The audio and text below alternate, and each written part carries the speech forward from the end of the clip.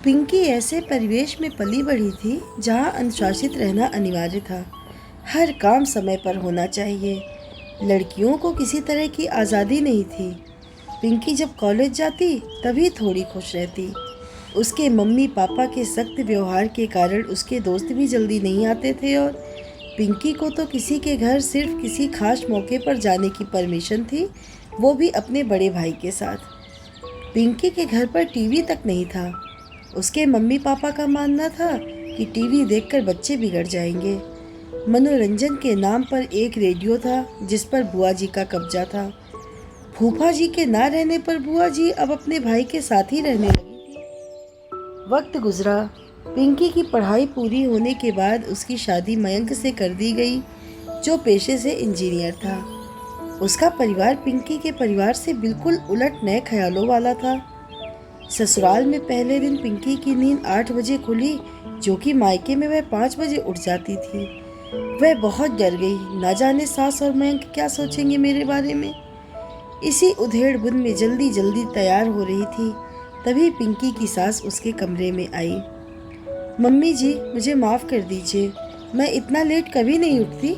आज न जाने कैसे इतनी लेट उठी, मुझे कुछ समझ नहीं आ रहा है। पिंकी सफाई देते हुए बोली। अरे बेटा, इसमें सफाई देने की ज़रूरत नहीं। हम सब भी 7 बजे उठते हैं और तुम्हें तो शादी की थकान भी थी। हम वीकेंड के दिन तो और आराम से उठते हैं, तो तुम्हें माफ़ी मांगने की ज़रूरत नहीं। इसे अपना मायका ही समझो। पिंकी सास की बातों से सोच में पड़ गई और मन में बुदबुदाते हुए कहा, काश मेरा मायका भी ससुराल जैसा होता। 1-2 दिन में सारे रिश्तेदार चले गए। दूसरे दिन रविवार था, तो सब अपने कमरे में सोए थे। आज पिंकी अपने नियत समय पर उठ गई थी। नाश्ते में क्या बनाए इसी उधेड़-बुन में थी। सोचा कि मम्मी जी से एक बार पूछ ले कि नाश्ते में क्या बनाए, लेकिन सब सोए थे तो उसने पोहा बना लिया और सबके उठने का इंतज़ार करने लगी। 9 बजने वाले थे तभी मम्मी जी बाहर आई। Good morning Pinky. Good morning mummy ji, नाश्ते में मैंने पोहा बनाया है, फ्रेश होकर आ जाइए। क्या तुमने नाश्ता बना लिया? आज तो हम बाहर जाकर नाश्ता करते हैं। चलो कोई बात नहीं, तुम्हारा बनाया नाश्ता भी कर लेंगे और तुम्हें आज राम जी हलवाई के दुकान का लजीज नाश्ता कराते हैं। लगता है आज भी तुम जल्दी उठ गई। कितनी बार कहा बेटा, इसे अपना मायका समझो, ससुराल नहीं। पिंकी मम्मी जी की इन बातों से हैरान हो जाती और सोचने लगती, कैसे बताऊं कि मेरे मायके में इतने लेट कोई नहीं उठता। एक बार मैं लेट उठी थी तो बुआ जी ने कितना डांटा था, पर यहाँ तो कोई बंदिश ही नहीं है। धीरे धीरे पिंकी खुलकर जीना सीख गई। अब उसकी सारी हिचक चली गई। सास के रूप में ही माँ मिल गई थी उसे, मायका तो भूल ही गई थी। एक दिन उसके मायके से बुलावा आया, ना चाहते हुए भी पिंकी को जाना पड़ रहा था। खैर गई। वहाँ जाकर फिर से वही रूटीन फॉलो करना पड़ रहा था। घर में बंद हो गई थी। उसका मन अपने ससुराल में ही लगा रहता था। सब उसे बहुत प्यार जो करते थे। पिंकी की दोस्त रीमा उससे मिलने आई और ससुराल के बारे में पूछा तो उसने कहा, मैं तो कहती हूँ कि भगवान करे हर लड़की को ऐसा ही ससुराल मिले। मेरे ससुराल में कोई बंदिश नहीं। मम्मी जी बिल्कुल मेरी दोस्त की तरह रहती हैं। ऐसा भी ससुराल होता है क्या?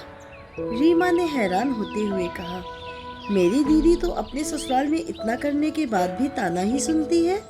भगवान तेरे जैसा ससुराल सबको दे, क्योंकि तेरा मायका ससुराल ही था, इसीलिए भगवान ने तेरा ससुराल मायका कर दिया। सदा खुश रहो। दीपावली आने वाली थी। पिंकी की बुआ जी ने उसकी सास से कहा कि पिंकी को दीपावली में यहीं रहने दीजिए।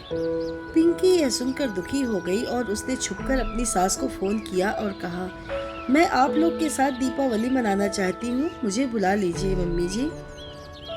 पिंकी की सास समझ गई कि पिंकी का वहाँ मन नहीं लग रहा है। 1 सप्ताह बाद पिंकी की सास उसके मायके आई। उनको देखकर वहाँ सब आश्चर्यचकित हो गए। आप अचानक? पहले बताया होता तो हम आपको लेने आ जाते, पिंकी के पापा ने कहा। क्या कहें, अब पिंकी के बिना मन ही नहीं लग रहा था तो मिलने चले आए। पिंकी सबको देखकर खुशी से फूली न समाई, लेकिन अपनी खुशी छुपाए रखा। पिंकी सबके लिए चाय नाश्ता बनाने चली गई। दरअसल बात यह है भाई साहब, हम पिंकी को लेने आए हैं। पिंकी के बिना हमारा मन ही नहीं लग रहा है और इस बार सोचा बिना लक्ष्मी कैसी दीपावली, इसलिए हम अपनी लक्ष्मी को लेने आ गए। पिंकी की सास ने कहा। पर बहन जी। अरे पर और लेकिन छोड़िए और विदाई की तैयारी कीजिए, हम कल सुबह ही निकलेंगे। पिंकी जल्दी जल्दी अपनी पैकिंग में लग गई।